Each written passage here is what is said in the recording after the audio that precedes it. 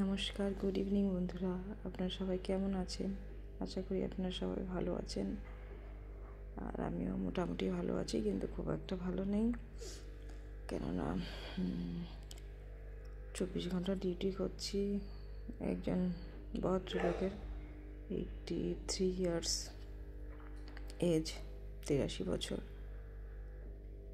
তো 24 ঘন্টা ডিউটি করছি, সেই কারণে রেস্ট পাই না।